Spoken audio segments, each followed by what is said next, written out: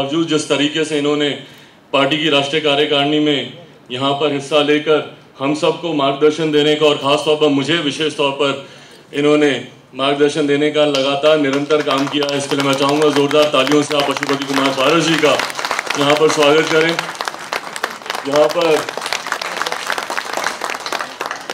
यहाँ पर मौजूद लोक जनशक्ति पार्टी के तमाम विभिन्न प्रदेशों से आए हुए हमारे तमाम प्रदेश अध्यक्ष, विभिन्न प्रदेशों से आए हुए हमारे तमाम वरिष्ठ पदाधिकारी साथी, हमारे लोक जनशक्ति पार्टी के तमाम हमारे मजबूत कार्यकर्ता साथी, यहाँ पर हमारे प्रेस मीडिया के हमारे पत्रकार साथी, आदरणीय बुजुर्गों, माताओं, बहनों, मेरे तमाम नौजवान युवा साथियों, सबसे पहले आप सबको चिराग पासवान का प्रणाम।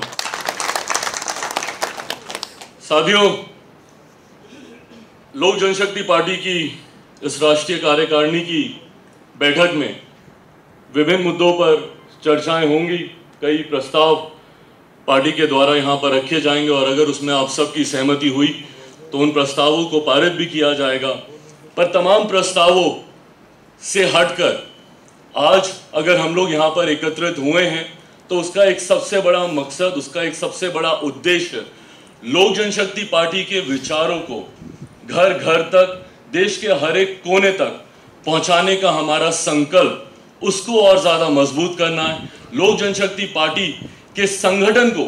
इतना मजबूत करना है कि देश के हर एक कोने, देश के हर एक जिले, देश के हर एक ब्लॉक में, देश के हर एक पंचायत में, देश के हर एक घर में लोक जनशक्ति पार्टी से जुड़े हुए विचारों को लेकर लोगों के बीच में जागरूकता हो। ये एक खास उद्देश्य है जिसके लिए हम लोगों ने यहाँ पर पार्टी की राष्ट्रीय कार्यकारिणी का यह आयोजन किया है।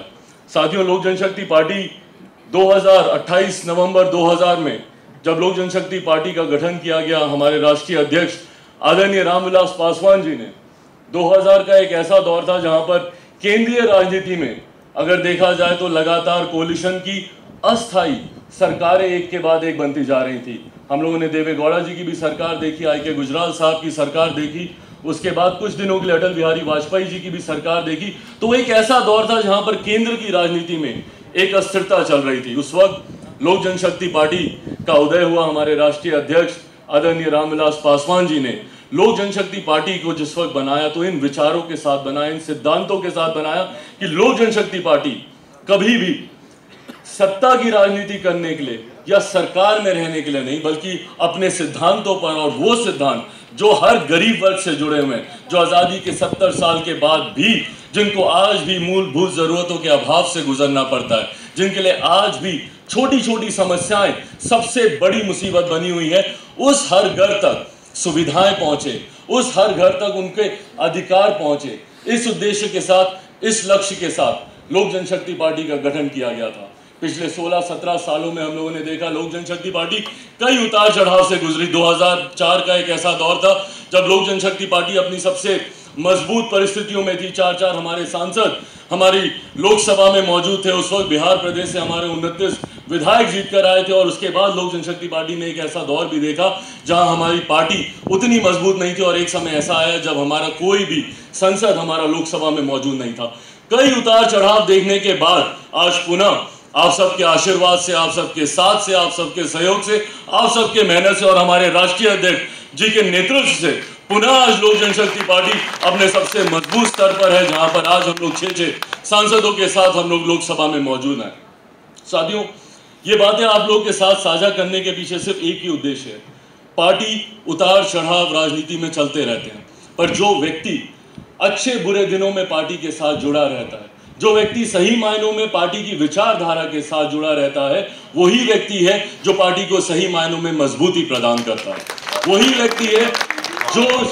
संकट की घड़ी से भी पार्टी को उभार कर लाता है। मैंने खुद हमारे राष्ट्रीय अध्यक्ष जी को देखा कि बुरे दिनों में भी जिस तरीके से इन्होंने अपना धैर्य नहीं खोया, बुरे दिनों में भी जिस तरीके से इन्होंने मजबूती से पार्टी का नेतृत्व किया, इनसे हमें प्रेरणा लेने की जरूरत है। इनसे हमें सीखने की जरूरत है कि अच्छे बुरे दिनों में संगठन को दल को, लोगों को और हर उस व्यक्ति को जो हमारे साथ जुड़े हुए, और कहीं ना कहीं हमारी जिम्मेदारी भी उनके प्रति बनती है, पार्टी की जिम्मेदारी बनती है, हमारा उत्तरदायित्व बनता है कि अगर कोई व्यक्ति हमारे संगठन, हमारे दल के साथ जुड़ा हुआ है तो अच्छे बुरे समय में पार्टी का केंद्रीय नेतृत्व भी उसको किस तरीके से सहारा दे, ये भी हमारी जिम्मेदारी बनती है, जिस बात की प्रेरणा हमें हमारे राष्ट्रीय अध्यक्ष जी से लेने की जरूरत है। साथियों,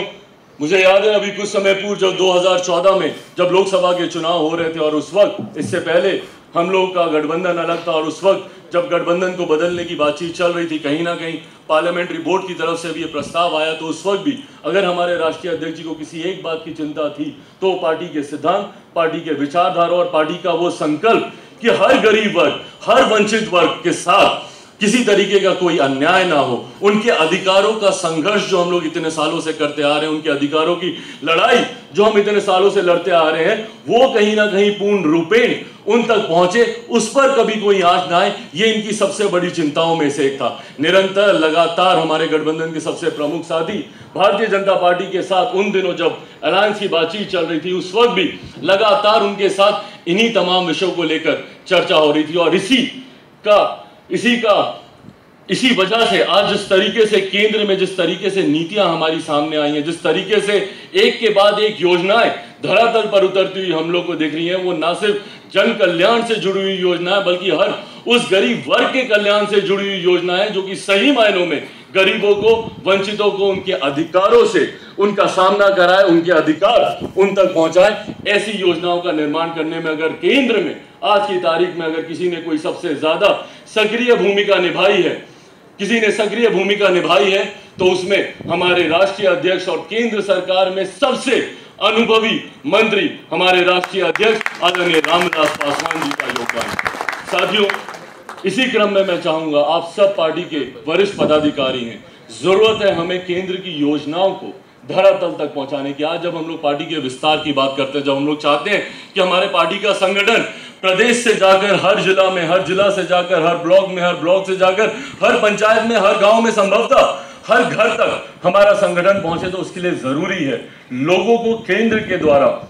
चलाई जा रही तमाम योजनाओं की जानकारी हो। जब आप किसी व्यक्ति को केंद्र की योजना का लाभ दिलाते हैं तो वो व्यक्ति बहुत सहज तरीके से आपके दल के साथ, लोक जनशक्ति पार्टी के साथ जुड़ने में समर्थ होता है। आज की तारीख में हम लोग विभिन्न प्रदेशों में, जहां पर शायद हमारी पार्टी का अस्तित्व उतना मजबूत नहीं हो, शायद उतनी मजबूती से हमारी पार्टी का प्रेजेंस वहां पे नहीं हो, अक्सर लोग आके मुझसे पूछते हैं कि भैया हम लोग यहाँ पर पार्टी के साथ लोगों को कैसे जोड़ें। उस वक्त मैं उनसे यही आग्रह करता हूं कि ज्यादा से ज्यादा केंद्र की नीतियों का लाभ अब वहां के क्षेत्रवासियों को पहुंचाएं। जब मैं देश भर के भ्रमण पर होता हूं, जब मैं विभिन्न प्रदेशों में जाता हूं और लगातार जब मैं वहां के लोगों से बात करता हूं, कई बार मुझे इस बात का एहसास होता है कि अभी तक केंद्र की नीतियों की जानकारी धरातल पर लोगों को मौजूद नहीं है। अभी भी उनको जानकारी का अभाव है। अभी भी कितने हमारे युवा साथी हैं जो मेरे पास आते हैं और कहते हैं कि भैया हमारे पास जॉब नहीं है, हमारे पास कोई काम करने की व्यवस्था नहीं है, नौकरी की व्यवस्था नहीं है हमारे पास। उस वक्त अगर सही मायनों में अगर हम केंद्र के द्वारा संचालित तमाम योजनाएं, भले वो मुद्रा की योजना हो, स्टैंड अप की योजना हो, स्टार्टअप की योजना हो, जहां पे हमारे प्रधानमंत्री आदरणीय नरेंद्र मोदी जी का ये संकल्प है, जिसमें हमारे राष्ट्रीय अध्यक्ष आदरणीय रामविलास पासवान जी की एक बड़ी भूमिका है, जो ये कहता है कि एक युवा ना सिर्फ नौकरी मांगने वाला बने बल्कि उसकी क्षमता इतनी हो कि वो आगे अपने 10 साथियों को नौकरी दे पाए, उसको उस हैसियत तक हमें लेके जाना है। इसी क्रम में कई ऐसी योजनाएं हैं जो कि केंद्र द्वारा चलाई गई, जिसकी जानकारी के अभाव में अभी भी उस व्यक्ति विशेष को उसका लाभ नहीं मिल पाता है। हम लोग दलितों की बात करते हैं, हम लोग वंचित वर्ग की बात करते हैं, हम लोग गरीबों की बात करते हैं। ये तमाम योजनाएं, मुद्रा हो, स्टैंड अप की योजना, जो विशेष तौर पर अनुसूचित जाति जनजाति से आने वाले हमारे युवा साथियों से ही जुड़ी हुई है, ताकि हर बैंक उनको उनकी काबिलियत के अनुसार लोन दे, जिससे वो अपना एक बिजनेस खड़ा कर सके, खुद को एक उद्यमी बनाकर दूसरों को वो नौकरी दे सके। इस ताकत तक उनको पहुंचाने की योजना पर जानकारी के अभाव में इन योजनाओं का लाभ हमारे प्रदेश के वासी, हमारे युवा नहीं उठा पाते हैं। इसीलिए साथियों, मैं चाहूंगा और मैं आपसे आग्रह करूंगा कि लोक जनशक्ति पार्टी का हर एक पदाधिकारी केंद्र द्वारा संचालित जितनी भी योजनाएं हैं, आप सब अपने अपने प्रदेशों में वापस जाकर, अपने अपने जिलों में वापस जाकर, अपने अपने प्रखंडों में वापस जाकर आप तमाम उन योजनाओं का लाभ ज्यादा से ज्यादा हमारे देशवासियों को दे सके, ताकि उनका विश्वास लोक जनशक्ति पार्टी पर और ज्यादा मजबूत हो, ताकि उनका विश्वास हमारी केंद्र की सरकार जो एक के बाद एक ऐसी योजनाओं को सामने लेकर आ रही है ताकि गरीब वर्ग किसी तरीके से मुख्य धारा के साथ जुड़ पाए, उसका वो लाभ उठा पाए। केंद्र के द्वारा जिस तरीके से प्रधानमंत्री सुरक्षा बीमा योजना है, जिस तरीके से प्रधानमंत्री जीवन बीमा योजना, ऐसी योजना है जिसमें मात्र ₹1 महीने का देकर या ₹1 एक दिन का देकर आप अपनी जीवन सुरक्षा करा सकते हैं, आप अपना जीवन बीमा करा सकते हैं। हम लोगों ने देखा कई बार हादसे में जब किसी व्यक्ति की जान चली जाती है, उसके परिवार वालों को हम लोग देखते हैं कि महज 2,000, 5,000, 10,000 रुपए के लिए डीएम कलेक्टर के दफ्तर में वो लोग परेशान होते हैं। पर अगर केंद्र की इन योजनाओं का अगर सही मायने में उनको जानकारी हो तो इसका लाभ वो लोग उठा सकते हैं। और इसके लिए माध्यम मैं चाहता हूं कि लोक जनशक्ति पार्टी का हर एक कार्यकर्ता इसका माध्यम बने, इस बात की जानकारी हर एक व्यक्ति तक, हर एक घर तक पहुंचाने का